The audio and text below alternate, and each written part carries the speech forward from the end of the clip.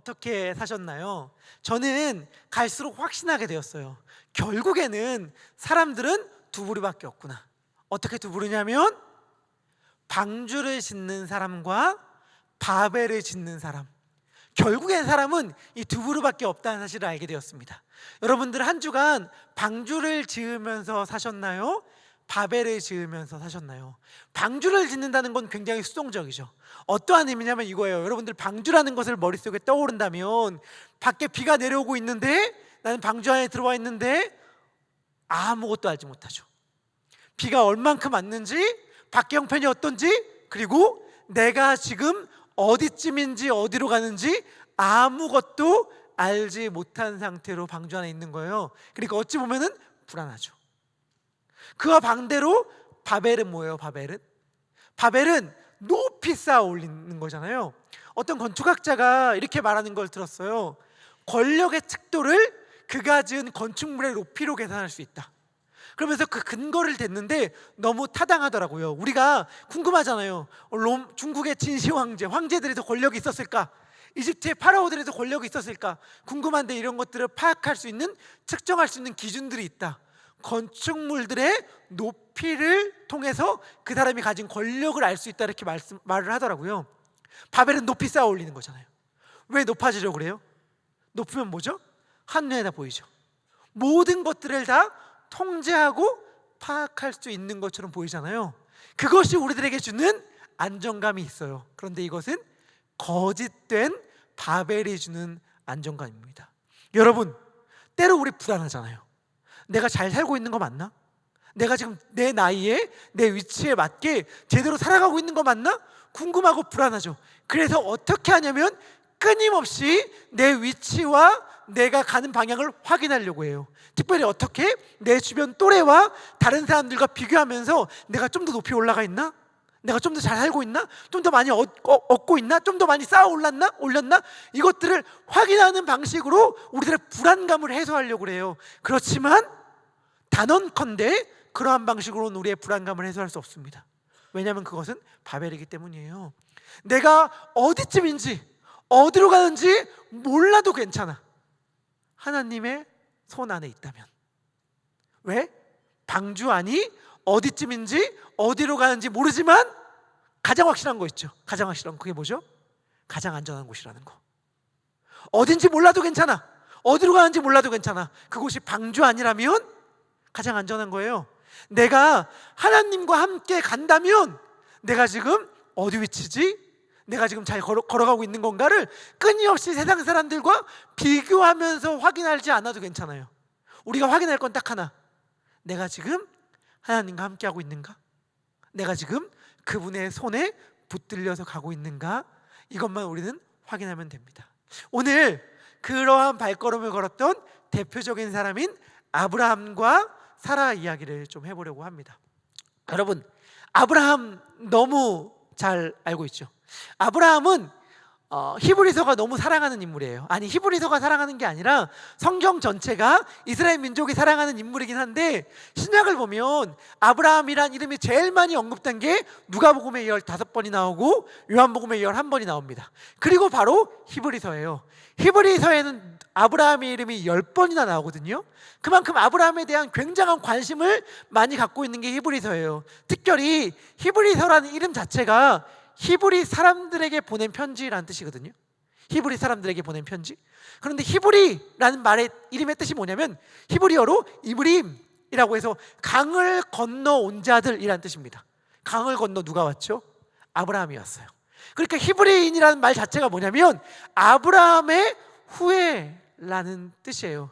이스라엘 민족들은 아브라함을 너무 사랑했고 히브리서도 아브라함을 너무너무 사랑하고, 특별히 아브라함에 대해서 굉장히 길게 믿음으로 4번이나 반복하면서 아브라함의 믿음을 칭송합니다. 히브리서가 말하는 아브라함의 믿음의 모습은 어떠한 모습이냐? 우리 함께 히브리서 11장 8절부터 10절의 말씀을 같이 읽도록 하겠습니다. 히브리서 11장 8절부터 10절입니다. 시작. 믿음으로 아브라함은 부르심을 받았을 때에 순종하여 장래의 유업으로 받을 땅에 나아갈새 갈 바를 알지 못하고 나아갔으며, 믿음으로 그가 이방의 땅에 있는 것 같이 약속의 땅에 거류하여 동일한 약속을 유업으로 함께 받은 이삭 및 야곱과 더불어 장막에 거하였으니 이는 그가 하나님이 계획하시고 지으실 터가 있는 성을 팔았습니다. 팔았습니다. 아멘. 히브리서는 아브라함의 믿음을 이렇게 칭찬합니다. 첫 번째, 그는 나아갔는데 갈 바를 알지 못하고 나아갔다. 아무것도 알지 못하고 하나님의 말씀만 붙들고 나아갔다.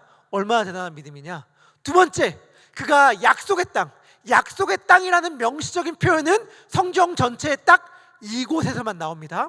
약속의 땅에 거하였는데 그는 장래에 받을 유업을 지금 이미 받은 것처럼 살았고 살 동안은 장막에 거주했다, 이렇게 얘기합니다. 자,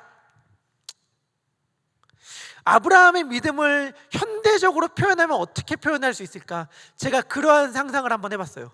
아브라함이 잘 살고 있었어요. 잘. 오래전부터 자기의 아버지의 아버지 때부터 거주하던 동네에 좋은 집, 막 4베드, 5베드 하는 엄청나게 좋은 집에 살고 있었단 말이에요. 그런데 어느 날 하나님의 음성이 들립니다. 하나님의 음성이 들려서 넌 내가 지시할 땅으로 가라 라고 말을 해요. 아브라함이 그 말에 순종하여서 하나님의 명한 약속의 땅으로 딱 갔는데 정말 하나님이 말씀하신 것처럼 으리으리한 집이 있는 거예요. 살기 좋은 동네에 으리으리한 집, 5베드가 아니라 정말 수십 개의 방이 있는 으리으리한 집에 딱 바라보게 된 거예요. 아브라함이 우와 했는데 하나님이 말씀하십니다. 자, 봤지?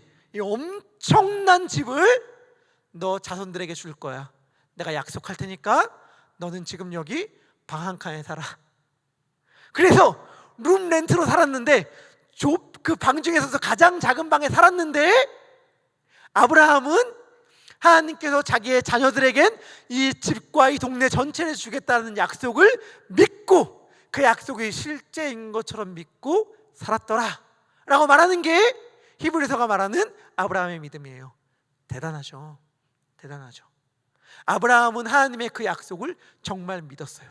그래서 이스라엘 전체의 조상이 되었을 뿐만이 아니라 믿는 모든 자들의 조상, 그리고 더 나아가서 예수님의 족보에도 오르는 영광을 얻죠. 마태복음 1장 1절, 우리 다 아는 말씀인데 아브라함과 다윗의 자손 예수 그리스도의 계보라. 예수님의 조상이 되는 놀라운 특권도 아브라함은 누리게 됩니다. 왜? 믿어서. 아브라함 대단한 믿음의 소유자입니다. 그런데 제가 오늘 우리 예삼의 청년분들과 함께 나누고 싶은 건 이거예요. 아브라함의 믿음 대단한 건 알겠는데 아브라함의 믿음 대단하니까 아브라함의 믿음 대단한 걸 보고 우리도 분발하자, 이러한 말을 하려는 게 아니에요. 우리의 문제는 뭐예요? 우리의 문제? 아브라함 믿음 대단한 건 알겠는데 우리는 그 믿음이 안 된다는 거죠. 그게 우리의 믿음 아닙니까? 아브라함 놀라운 믿음 가졌다는 거 알겠어. 하지만 우리는 못 그래. 우리는 그런 믿음을 소유하지 않아. 우리는 여전히 약속보다는 현실이 좋아요. 그렇죠? 체크보다는 캐시가 좋아요. 왜? 손에 잡히니까. 우리는 그럼 막연한 아직 내 눈앞에 이루어지지 않는 이루어지지 않는 장래의 약속을 믿고 현실을 포기하지 못해요. 현실을 가감히 놓지 못해요. 우리는 그러한 존재인데 아브라함은 어떻게 그게 가능했을까? 오늘은 아브라함은 어떻게 그런 믿음이 가능했을까를 한번 살펴보므로 아브라함만이 아니라 그 믿음이 우리들의 삶 가운데도 실제가 되는 길을 한번 말씀 속에서 찾아보려고 합니다. 제가 이렇게 교육자들끼리 놀러 가면 가족들끼리 가끔씩 교회가 배려해줘서 교육자 온 가족끼리 이렇게 수양회를 갈 때가 있어요. 그러면 제가 교육자 자녀분들 모아놓고 내가 재밌는 얘기 해줄게. 재밌는 사실 없는데 재밌는 얘기 해줄게. 이렇게 모아놔요. 모아놓은 다음에 제가 말합니다. 야, 너 최불암 시리즈 알아? 이렇게 말을 해요. 애들은 얘기를 다 듣고도 재미없어 하는 건 당연한 거 플러스 최불암이 누군지도 몰라. 여러분들 제가 질문합니다. 최불암 아십니까? 정글 친구들은 최불암 자체를 모르더라고요. 근데 하여튼 저는 어렸을 때 너무 재밌게 이 시리즈를 탐독했습니다. 우리 어릴 때 이런 유머집들이 있었는데 최불암 시리즈 중에 이런 시리즈가 있습니다. 어느 날 어린아이 한 명이 강가에 빠져가지고 막 허우적대고 있었어요. 그러니까 그 모습을 보고 주변에 있는 많은 사람들이 어떻게 할지를 모르고 발만 동동거리고 있는 거예요. 어떡하지? 근데 갑자기 최불암이 멋있게 물속으로 뛰어들어서 아이를 딱 구출해서 건져 올립니다. 그러니까 사람들이 주변에서 막 박수를 치면서 와 대단하다, 와 당신 대단합니다, 영웅입니다 하면서 막 박수를 쳐요. 그때 최불암이 화를 씩씩 내면서 이렇게 말합니다. 누가 나 떠밀었어? 이렇게 말을 해요. 재밌나요? 제가 강대상에서 유머를 할 때마다 하는 말 알죠? 안 웃겨도 중요하다. 안 웃겨도 중요하다. 웃기라고 하는 말 아닙니다, 여러분들. 여러분들 정말 중요한 이야기예요. 왜냐하면 저는 아브라함의 생애가 정확히 이렇다고 생각하거든요. 아브라함의 생애가 정확히 이랬다고 생각합니다. 우리 아까 아브라함의 믿음 이야기하는 구절 읽었는데 8절에서 뭐라고 이야기하냐면 이렇게 얘기해요. 그가 갈 바를 알지 못하고 나아갔다라고 이야기합니다. 여러분, 갈 바를 알지 못하고 나아갔다는 말 때문에 우리가 오해해요. 아브라함은 정말 어디로 가는지도 모르고 떠나갔구나. 하나님께서 말합니다. 떠나라. 어디로 갑니까? 안 가르쳐주지. 안 가르쳐주지. 그럼 어떻게 갑니까? 자, 이제부터 앞으로 10발자국, 거기서 레프턴, 그래서 쭉 강이 나올 때까지 가라. 멈춰. 강이 나오면 다시 라이턴, 쭉 가라. 이렇게 했다고 우리가 오해할 수 있는데 당연히 이런 거 아니에요. 당연히 이런 거 아니에요. 창세기 12장 5절은 아브라함의 발걸음에 대하여 우리들에게 이렇게 알려줍니다. 우리 다 함께 창세기 12장 5절 읽도록 하겠습니다. 시작. 아브라함이 그의 아내 사레와 조카 롯과 하란에서 모은 모든 소유와 얻은 사람들을 이끌고 가나안 땅으로 가려고 떠나서 마침내 가나안 땅에 들어갔더라. 아멘. 뭐라고 이야기하냐면 가나안 땅으로 가려고 떠나서 마침내 가나안 땅에 들어갔다라고 이야기해요. 그러니까 히브리서의 말의 의미는 뭐냐면 이게 사실은 언어적으로도 이렇게 해석하는 게 타당한데 아브라함이 목적지를 모르진 않았어요. 근데요, 목적지가 어떤지는 몰랐어요. 마치 이런 거예요. 한국에서 잘 살고 있는데 친구가 이렇게 얘기합니다. 나 이번 달에 이민 가. 이민 가? 어디로 가는데? 미국 얼바인으로 가. 얼바인 거기가 어디야? 나도 몰라. 근데 LA 근처라는데 나도 가본 적이 없어서 모르겠어. 근데 우리 엄마가 그 길로 가기로 결정했대 라고 말할 때에 마치 어디로 가는지 얼바인이 모른다는 건 이런 거잖아요. 어디로 가는지는 알지만 그곳이 어떤지, 기후가 어떤지, 거기에 뭐가 유명한지, 어디가 맛있는 집이 있는지, 어떤 사람들이 살고 있는지, 인종들이 어떠한지를 모른다는 의미잖아요. 마치 아브라함이 갈 바를 알지 못하고 나아갔다는 말의 의미는 이런 거예요. 하나님이 가나안 땅에 가라고 했는데 그곳이 어딘지 모르는 거야. 여기 누가 살고 있는지, 그 땅의 기후는 어떤지, 문화는 어떤지, 내가 살기에 적합한 곳인지 알지 못하는 상황 가운데서 아브라함이 나아갔다는 것입니다. 이거 엄청난 믿음이죠. 엄청난 믿음이죠. 엄청난 결단이고 믿음입니다. 잘 알지도 못하는 곳을 향해서 하나님이 말씀하신 그 약속만 붙들고 나아갔다는 건 엄청난 거죠. 그런데 성경은 우리들에게 몇 가지 재밌는 점들을 이야기해요. 우리 아브라함의 아버지가 누군지 다 알고 있죠. 아브라함의 아버지의 이름은 데라입니다. 데라는 몇몇 유대 문화에서는 하나님께 반역했던 니므롯의 군대의 대장이었다 이렇게 얘기를 해요. 니므롯의 부하였다 얘기하고, 또 많이 전해져 오는 내용으로는 우상 세공업자, 그러니까 우상을 만드는 우상 제작자였다 이렇게 전해져 옵니다. 확실한 거는 여호수아 24장 2절에서 데라가 우상을 숭배하는 자였다라고 밝힌다는 것입니다. 우리 다 함께 여호수아 24장 2절의 말씀을 같이 읽도록 하겠습니다. 시작. 여호수아가 모든 백성에게 이르되 이스라엘의 하나님 여호와께서 이같이 말씀하시기를 옛적에 너희의 조상들 곧 아브라함의 아버지 나홀의 아버지 데라가 강 저쪽에 거주하여 다른 신들을 섬겼으나. 아멘. 데라는 강 저쪽, 강 건너편에 거주할 때 뭐 했다고요? 우상 숭배했다고요. 질문합니다. 데라가 우상 숭배했으면 아브라함은 우상 숭배를 했을까요, 안 했을까요? 아빠는 우상 숭배 다 하고 집안 우상 숭배 다 하는데 아브라함은 어렸을 때부터 하나님을 깨달아 알아서 난 우상을 섬기지 않겠습니다. 나 하나님만 믿겠습니다 라고 하는 모태신앙의 소유자였을까요? 그럴 가능성이 없겠죠. 물론 후대에 아브라함이 믿음의 조상이 된 이후에는 자기의 민족의 조상을 높이기 위해 여러 가지 채색된 이야기들이 있어서 그런 이야기들이 전해져 오긴 하지만 그럴 가능성은 아마 없었을 거예요. 특별히 계명 전 아브라함의 아내였던 사라의 이름인 사레도 달의 신, 이런 우상 숭배적 이름을 갖고 있거든요. 그러니까 그 집안 전체가 다 일단은 우상 숭배적 문화 가운데에 있었을 것이고 아브라함도 여기엔 예외가 아니었을 것입니다. 그렇게 우상 숭배하는 집안에서 태어나서 우상을 자연스럽게 섬기고 있던 아브라함에게 갑자기 어느 날 불현듯 하나님의 음성이 들립니다. 스데반의 설교 가운데 그 장면이 나타나는데 사도행전 7장 2절부터 3절의 말씀인데 이 말씀도 같이 읽도록 하겠습니다. 시작. 스데반이 이르되 여러분 부형들이여 들으소서. 우리 조상 아브라함이 하란에 있기 전 메소포타미아에 있을 때에 영광의 하나님이 그에게 보여 이르시되 내 고향과 친척을 떠나 내가 네게 보일 땅으로 가라 하시니. 아멘. 뭐라고 얘기하냐면 아브라함이 하란에 있기 전 메소포타미아에 있을 때에 갈대아 우르 땅에 있을 때에 영광의 하나님이 그에게 말씀하셨다. 내가 내게 보일 땅으로 가라 라고 말씀하셨다고 이야기를 해요. 자, 여러분 생각을 해보세요. 우상숭배 가정에서, 그것도 단지 다른 신을 믿는 게 아니라 아주 우상숭배의 절정의 가정에서 갑자기 불현듯 어떤 음성이 들려요. 아브라함에게 너 내가 내게 보일 땅으로 가라. 가겠습니까? 가겠습니까? 여러분들이 아브라함이라면 어떻게 하겠어요? 이 아브라함은 너무나도 당연하게 그 이야기를 아버지께 합니다.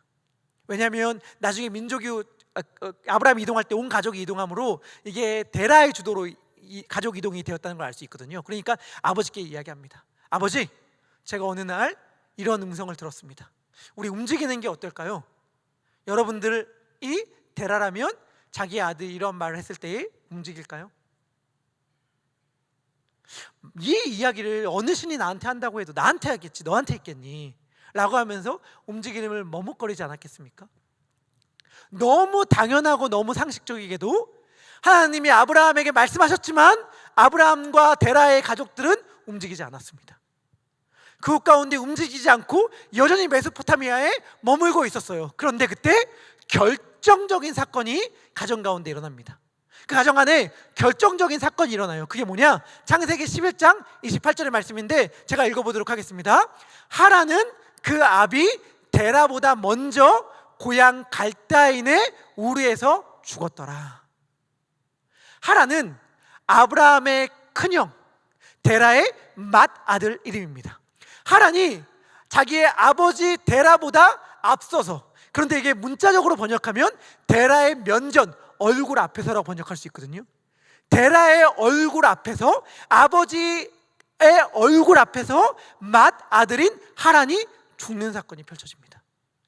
그러니까 갑자기 깜짝 놀라기 시작하는 거예요. 그래서 이거 가만히 있으면 안 되겠는데? 라고 하면서 민족이 이동하기 시작합니다.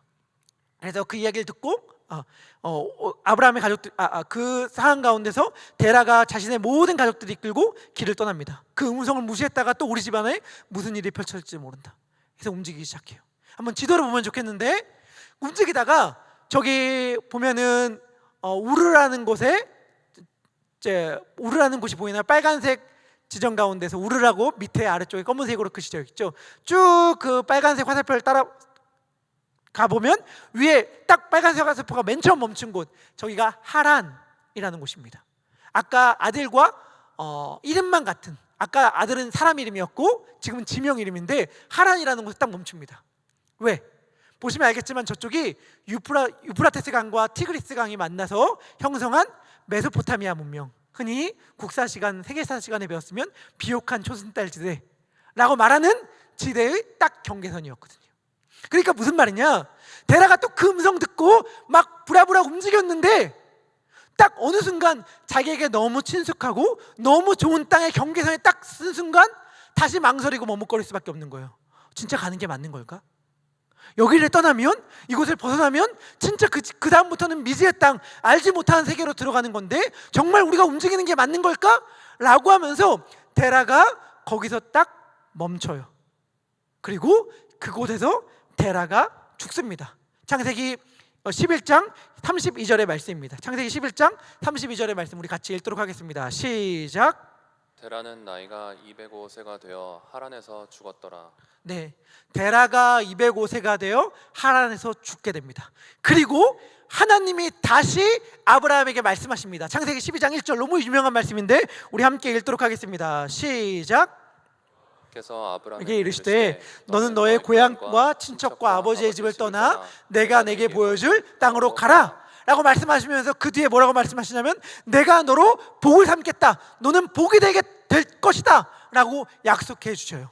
그 약속을 붙들고 아브라함이 다시 길을 떠나서 가나안 땅으로 가는 거예요. 그게 12장 5절 우리가 아까 읽었는데 한 번 더 읽겠습니다. 12장 4절의 말씀입니다. 12장 4절 우리 같이 읽도록 하겠습니다. 시작. 아브라함이 여호와의 말씀을 따라갔고 룻도 그와 함께 갔으며 아브라함이 하란을 떠날 때에 75세였더라. 아멘. 아브라함이 하란을 떠날 때 75세였고 하란에서 데라가 죽은 후에 떠났기 때문에 데라가 130살 때 아브라함을 낳았다는 걸 알 수 있습니다. 여하튼간 제가 말하고 싶은 핵심은 이거예요. 말하고 싶은 핵심, 아브라함이 무슨 처음부터 믿음의 용사여서 처음부터 타고난 믿음의 용사였기 때문에 하나님이 너 내가 얘기해 지시할 땅으로 가라 라고 말할 때 아멘 하고 그 땅으로 떠난 게 아니었다고요. 그 땅으로 떠난 게 아니었다고요. 하나님께서 때로는 비극적인 가정사를 통해서, 때로는 격려와 응원을 통해서 밀고 끌고 당기시고 해서 어쨌든 가나안 땅에 넣어주셨다고요. 저는 12장 5절에 마침내 가나안 땅에 들어갔다 라고 하는 마침내가 하나님의 한숨처럼 들려요. 이게 한탄의 한숨이 아니라 안도의 한숨. 어떤 식의 한숨이냐면 휴 다행이다, 드디어 들어갔구나, 다행이다 라고 말하는 하나님의 안도의 한숨처럼 들린단 말이에요. 왜냐하면 하나님은 늘 언제나 이런 식으로 자신의 백성들을 이끄시니까. 뭐예요? 어떤 식으로? 하나님께서 자신의 백성들이 하나님의 약속의 땅으로 가라고 하는 말을 안 들었는데도 여전히 주저하고 머뭇거리고 망설여요. 그럼 어떻게 해요? 때로는 밀고 때로는 당기고 때로는 억지로 떠밀어서 하나님께서 말씀하신 그 땅으로 억지로 데려다 놓으세요. 그 다음에, 지금이 중요한데 그 다음에 하나님이 하신 말씀이 뭔지 아세요? 그 다음에 하나님이 하신 말씀? 와, 너 정말 대단하다, 이렇게 믿음에 순종을 하니 내가 참 기쁘다, 이렇게 말씀하시는 것이 하나님이에요. 하나님은 우리가 순종할 수밖에 없게끔 인도하신 다음에 순종했을 때의 그 믿음을 칭찬하시는 분이 하나님이세요. 이게 히브리서 믿음의 사람들의 모습들입니다. 사라의 모습은 어떠했나요? 히브리서 11장 11절에 사라에 대해 이렇게 얘기합니다. 우리 함께 읽도록 하겠습니다. 시작. 로 사라 자신도 나이가 많아 단산하였으나 잉태할 수 있는 힘을 얻었으니 이는 약속하신 일을 미쁘신 줄 알았습니다. 아멘. 뭐라고 얘기하죠? 믿음으로 사라 자신도 나이가 많아 단산하였으나 잉태할 수 있는 힘을 얻었으니 이는 약속하신 일을 미쁘신 줄, 믿음만 한 줄 알았음이니라 라고 말하면서 사라의 믿음을 격찬합니다. 우리가 만약 히브리서의 기록만 읽는다면 우리는 이렇게 생각할 거예요. 우와, 사라 대단하다, 진짜 믿음의 사람이구나. 나이가 90세거든요 90세의 여인이 더 이상 임신할 수 없는 몸을 가졌는데 하나님을 믿음으로 하나님이 생명을 주시겠다고 말씀하여 주셨으니 내가 임신할 수 있을 줄 믿습니다 라고 말하고 임신하였구나 라고 생각했을 거예요. 그런데 우리 예삼의 세라들 많죠. 제가 물어보습니다. 예삼의 사라들에게 묻습니다. 사라가 믿었나요? 여호와를 믿었습니까? 약속하신 일을 미쁘신 줄 믿었습니까? 미쁘신 줄 알았습니까? 우린 창세기를 알고 있습니다. 창세기 18장 11절의 말씀인데 우리 같이 읽도록 하겠습니다. 시작. 아브라함과 사라는 나이가 많아 늙었고 사라에게는 여생의 생리가 끊어졌느니라. 이 상황 가운데서 하나님이 사라에게 말씀하십니다. 너 아이 갖게 될 거야. 사라가 속으로 비웃습니다. 그러면서 말하죠. 안 믿습니다. 안 믿습니다. 어떻게 그게 말도 안 되는 얘기를 그렇게 하십니까? 하나님 안 믿습니다. 그러니까 하나님이 너 지금 뭐라고 그랬어? 안 믿는다고 그랬어? 아니요, 아무 말도 안 했는데요. 안 믿는다고 했잖아. 안 믿는다고 했잖아. 다 들었어. 하지만 내가 말한 건 다 이루어질 거야 라고 말한단 말이에요. 그런데 히브리서는 뭐라고 얘기해요? 믿음으로 사라는. 사라 안 믿었거든요.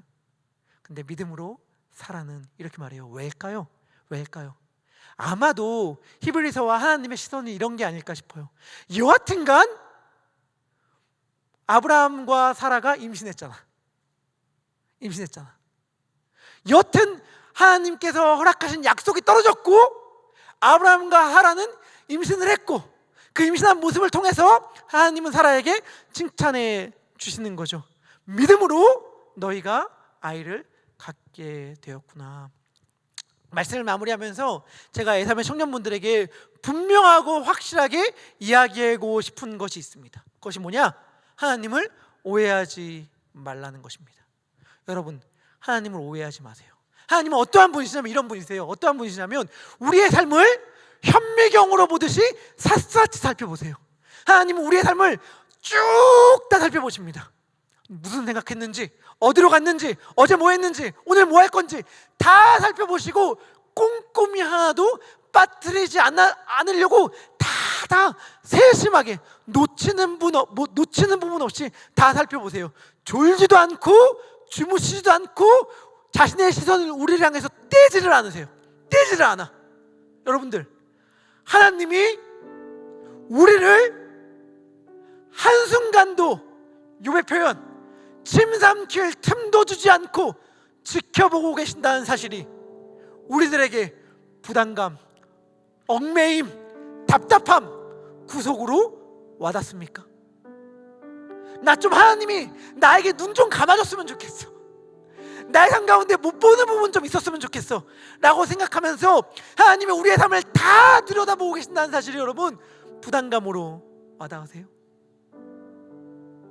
노아 이야기할 때 기억하시죠? 모든 사람들이 죄악으로 충만하였을 그 시대에 노아는 하나님의 눈에서 사랑을 발견했다.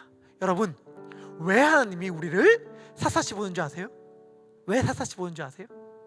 우리에게 어떻게든 칭찬할 거리 찾으시려고, 어떻게든 칭찬할 거리 찾아서 복 주시려고. 우리가 볼 때는 아무것도 아니야. 너무 민망해. 아무것도 아닌 작은 사소한 거야. 그런데 하나님은 이렇게 말씀하여 주시는 거예요. 우와 대단하다. 네가 그렇게 믿음에 순종을 하니 내가 너무너무 기쁘구나.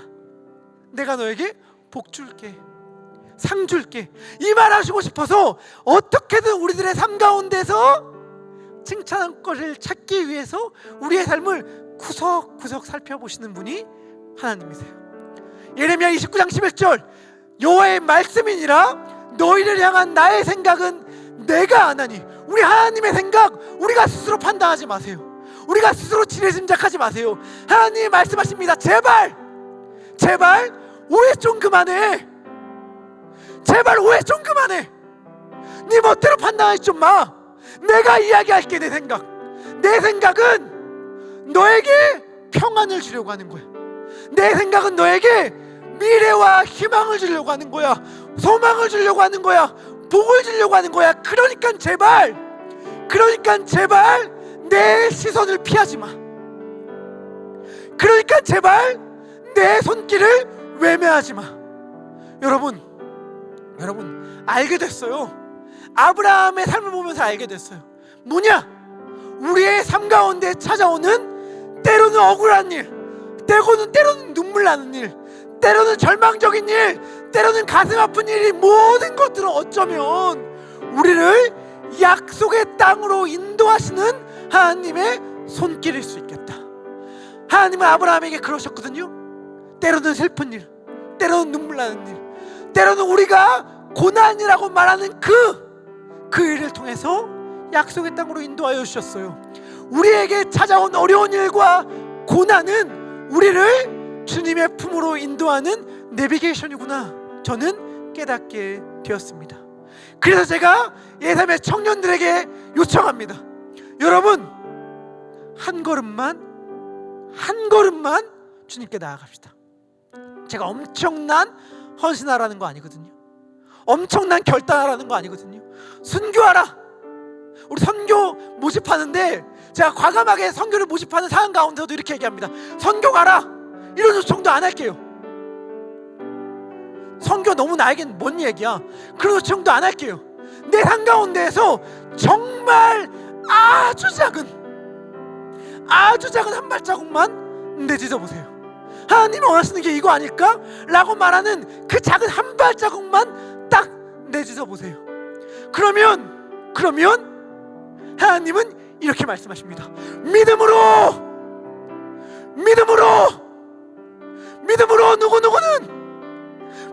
누구누구는 우리가 볼 때는 하나님이 억지로 떠밀어서 못 이기는 척 한 발짝 내미는 건데, 억지로 끌고 가셔서 못 이기는 척 한 발짝 내미는 건데, 하나님은 말씀하십니다. 믿음으로. 여러분, 그 믿음의 한 발자국을 내디딜 때에 우리의 삶 가운데에 일하시는 하나님의 놀라운 손길을 경험하게 될 것입니다. 우리 그러한 마음을 가지고 함께 찬양했으면 좋겠습니다. 이 찬양의 고백이 정말 우리들의 고백이 되길 바라면서, 여러분, 가끔씩 우리가 찬양할 때 전심으로 내 전부를 드립니다 고백하죠. 전심을 어떻게 드리나? 근데 생각할 때 있죠. 전부는 하나 드리는 게 전부예요. 전심은 한 발짝 내딛는 게 전심이에요. 왜? 그 한 발짝 내딛으면 결국엔 그 길로 가니까. 그 한 발짝 내딛으면 결국엔 하나님의 길을 따라가니까. 여러분, 지금 만약 우리가 이 찬양의 고백을 하면서 한 발자국을 주님께 내드릴 수 있다면 우리는 우리가 가진 전부를 주님께 드리는 것일 겁니다. 우리 함께 찬양하겠습니다.